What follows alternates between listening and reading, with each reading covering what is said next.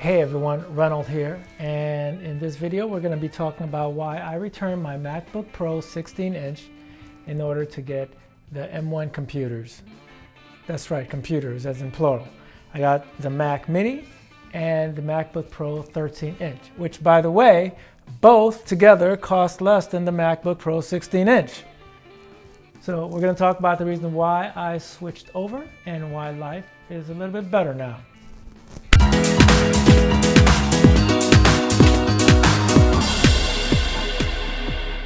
Yeah, two computers, you believe that?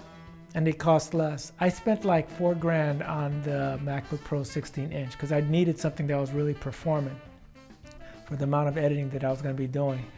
And it turns out that when the M1s came out, the reviews were like so spectacular. I took a chance on it, and yeah, I was pretty happy. So there's a few reasons why.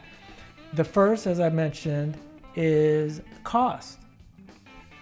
They both cost together, I think, like around maybe $3,500, a little bit less possibly. I don't know, I have to like double check.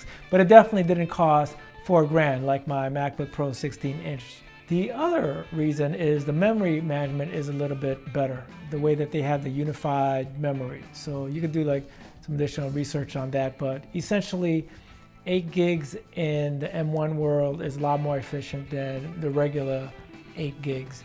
I still, to be on the side of caution, got the 16 gigs, but I actually first bought the 8 gigs for my Mac Mini, and it's been pretty much on par with the 16 gigs that I have on my MacBook Pro for the type of editing that I've been doing. I'm sure if I push it to the limit that you will see some difference, but it looks like 8 gigs should be enough for me. But just to err on the side of caution, I am returning it to get 16 gigs. The third reason is that it's much more performant. Just overall, it behaves much more efficiently than the 16-inch that I previously had. Even for things like handling Chrome.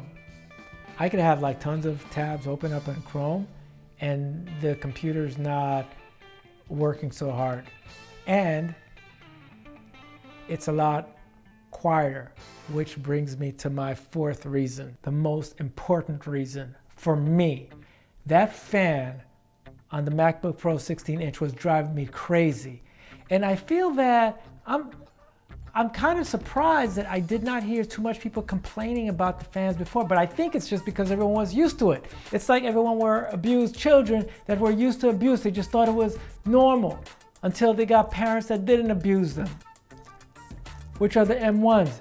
They're not beating us over the head with the fans. It's quiet, it's peaceful. Like I could do recordings and I don't have to worry about like the fan just going nuts.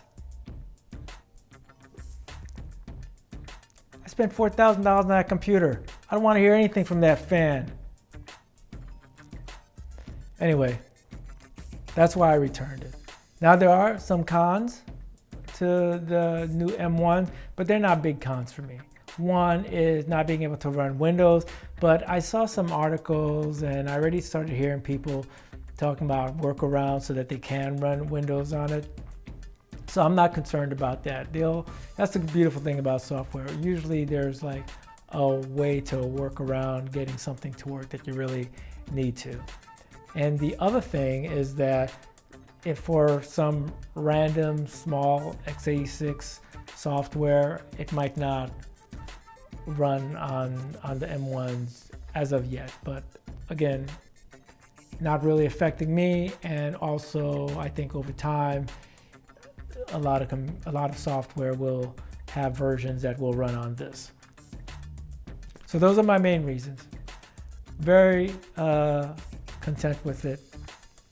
I should mention that there is one other con related to the MacBook Pro 13-inch, but I talk about that in another video, which was related to it not being able to support 2 monitors.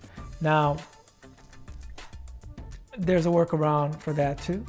and I talk about that in length. I actually have 2 videos related to that, but I'm fine with it now. As you can see in the background on one of the monitors, there's a screensaver that I now use in conjunction with the workaround for supporting 2 monitors, which you could actually only see one, but I have 2. Let me show you. See, there's 2 monitors right there. So that's it. So if you guys have MacBook Pro 16 inches and you want to make the switch, sell that thing on Craigslist somehow. Get rid of it. Life is just better on the M1 side. So unless you're happy with it, maybe you like the fan noise, maybe you like that white noise. Okay, so if that's not an issue with you, then yeah, stick with what you got. That's it. I thought I'd share that with you. If you liked what you saw and want to see more videos like this, please go ahead and subscribe. Let me know if you also made that switch from the MacBook Pro 16 inch or whatever else that you had to the M1s, and what made you guys switch.